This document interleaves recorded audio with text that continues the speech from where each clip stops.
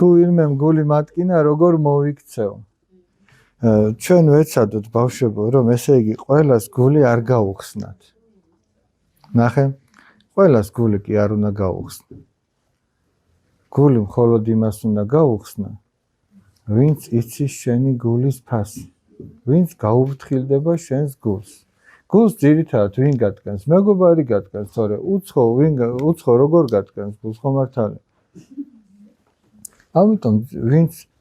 შენ საყვარელ ადამიანად მიიჩნია იმას უხსნი გულს ხო ამიტომ გაუფრთხილდით გულს და იმას გაუხსენით გული პატივი ყველას ეცით პატივისცემა ყველას მიმართ გქონდეს მაგრამ ეგ იმას დანიშნავს რომ ყველას შენი გული გადაუშავა გესმით ამიტომ ნაკლებადაც გეტკინებათ გული და თუ ვინმემ გატკინათ გული აბატიეთ თქვენს გულში იმას ნუ გადაუხდის ამაგიერებს